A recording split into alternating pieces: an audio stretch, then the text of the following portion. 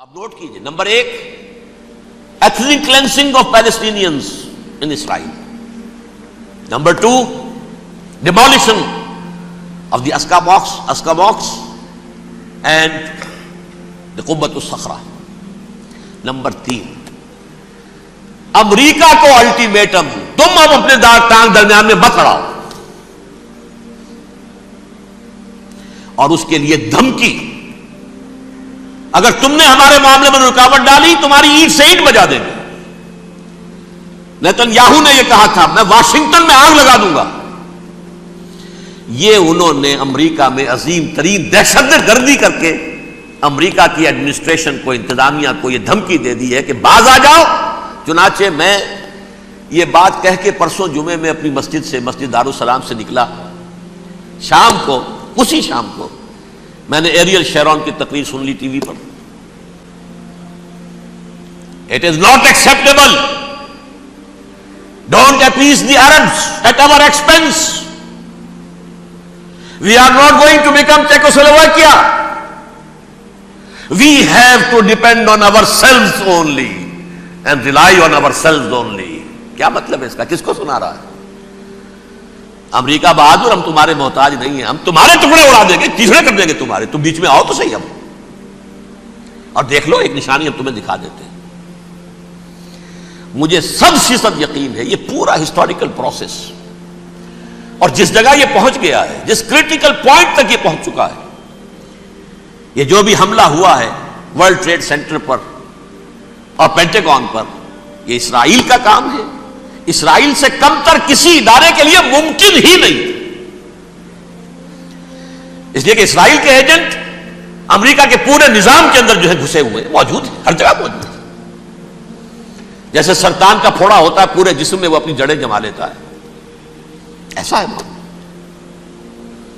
پوری ایڈمنسٹریشن، پوری اکانومی، تمام ذرائع ابلاغ، پرنٹڈ میٹر ہو یا یہ کہ الیکٹرانک میڈیا، سب ان کے قبضے میں. ڈیفنس کا سارا معاملہ ان کے قبضے میں ہے. کوئی اور طاقت یہ کر ہی نہیں سکتی. امریکہ، اس کے سیکیورٹی کے معاملات تہ در تہ، دائرہ اندر دائرہ، اس دائرے تک 100 میل تک کوئی جہاز آ جائے گا اگر کہیں جو کہ ان آئیڈینٹیفائی ہو تو یہ ہو جائے گا، کوئی اس سے آگے آگے تو یہ ہو جائے گا، اس سے آگے، اور وہ آ رہا ہے، چلا آ رہا ہے.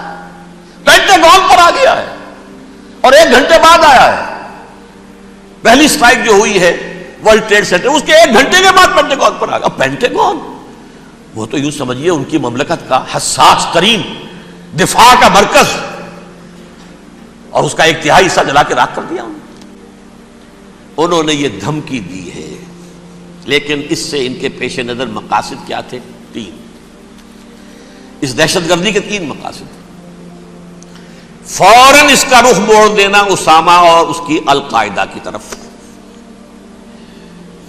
امریکہ غصے میں لال بھبوکا ہو کر فوراً اقدام کرے، اور ایک طرف تو اسامہ اور ان کے ساتھ طالبان کا ٹنٹا مکا دے، اور دوسری طرف چونکہ پاکستان الائی ہے اور پاکستان کے عوام جو ہیں وہ طالبان کے ہمدرد ہیں، وہ اگر اٹھے تو ان کا بھی بیڑا گرک. ایک تیر سے 2 شکار تو ادھر ہو جائیں، جو مستقبل میں انہیں خطرہ ہے. 1967 کی جنگ کے بعد جبکہ انہوں نے فتح کا جشن منایا تھا یہودیوں نے، تو انہوں نے پیرس میں جو ایک جشن منایا ہے، وہاں بن گوریون کی تقریر یہ تھی، ہمیں کسی عرب ملک سے کوئی خطرہ نہیں، کوئی اندیشہ نہیں، ہمیں اندیشہ اگر ہے تو صرف پاکستان سے. یہ ہے وہ بات جو میں نے کہی تھی. نکتہ کیا ہے؟ یہ سائملٹینیسلی کیوں وجود میں آئے ہیں یہ 2 ملک؟ مشیت ایس ڈی میں پاکستان کا رول یہ ہے.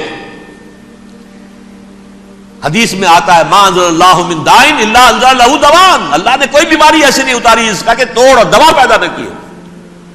اسرائیل کا توڑ پہلے پیدا کیا. جیسے بچے کی ولادت بعد میں ہوتی ہے، ماں کی چھاتیوں میں دودھ پہلے پیدا ہو جاتا ہے. یہ اللہ کی فطرت ہے، اللہ کا طریقہ ہے. خطرہ انہیں ہے تو ہم سے ہے.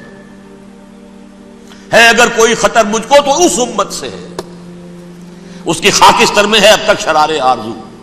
یہاں کے عوام، حکومت تو ٹھیک ہے ہماری جیب میں آ گئی، عوام کے اندر ہے، یہ بھڑک سکتی ہے چنگاری. یہی وجہ ہے بار بار ان کا کہ ہم زیادہ دباؤ نہیں ڈالنا چاہتے پاکستان پر. ہمارا بہت بڑا الہی ہے, ہم بہت پیسے بھی دے دیں گے, یہ بھی کر دیں گے, وہ بھی کر دیں گے, لیکن ہم زیادہ دباؤ نہیں ڈالنا چاہتے, ڈیسٹیبلائز نہ ہو جائے, یہاں کے عوام کہیں کھڑے نہ ہو جائے. جہاں اس کا خطرہ ہے کہ پرویز مشرف کی حکومت ختم ہو جائے, وہاں اس کا بھی خطرہ ہے کہ پاکستان ختم ہو جائے. ڈیسٹیبلائز ہونے کا مطلب کیا ہے؟ بھارت کو واک اوور دے سکتے, جاؤ گھس جاؤ تم, پولیس ایکشن کرو, یہاں اب امن نہیں رہا ہے, ہم امن قائم کرنے آ جائیں, یا یونائٹڈ نیشنز کی فوجیں K4 آ جائے یہاں پر امن قائم کرنے کے لیے, اور ہماری جو ایٹمی صلاحیت ہے وہ تو ویسے ہی برباد ہو جائے. ایک چیز تو ان کے پیش نظر یہ تھی, اس میں تو اللہ تعالیٰ نے کچھ تھوڑی سی عافیت پیدا کر دی ہے.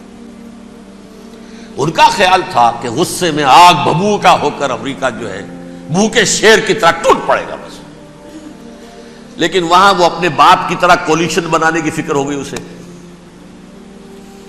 کولیشن بنتے بنتے تو وقت لگتا ہے, بستی بسنا کھیل نہیں, بستے بستے بستی ہے. دل کا اجڑنا سہل صحیح, بسنا سہل نہیں ظالم, بستی بسنا کھیل نہیں, بستے بستے بستی.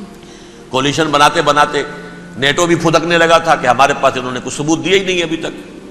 اس چکر میں ایک تو وقت نکل گیا, اور دوسرے فوراً ہی ان پر آیا ہو گیا یہ تو ہمارے ساتھ کیا ہی اسرائیل نے ہے. لیکن یہ بات لیک نہیں کرنا چاہتے. میں نے خود سنا اور بھی بہت لوگوں سے کہا کہ یہ باقاعدہ اسٹیٹ ڈپارٹمنٹ کی طرف سے ٹی وی پر, CNN پر, BBC پر یہ اعلان آیا کہ یہ جو انویسٹیگیشنز ہو رہی ہیں اس حادثے کی تحقیقات کی, اس کی معلومات لیک کیوں ہو رہی ہیں, لیک نہیں ہونی چاہیے. کیوں؟ اسامہ کے خلاف اگر کوئی ثبوت ہے لیک ہو جائے 1000 مرتبہ, کس کو کوئی نقصان ہے؟ یہ کون سا تھا, کون سا لیکیج ہے جسے روکنا مقصود ہے؟ وہ تو ہمارا متمنا ہے, ہمارا بیٹا ہے, وہ کر رہا ہے. اس گھر کو آگ لگ گئی گھر کے چراغ سے, but they have given a message to the United States of America, ہمارے راستے میں اب مت آنا, ہم پر دباؤ نہ ڈالنا, don't appease the Arabs at our expense. یہ الفاظ ہیں شیرون کے. ان کی خوشامد, ان کو خوش کرنا, ان کو پسند کرنا, ان کو راضی کرنا ہماری کوشش پر.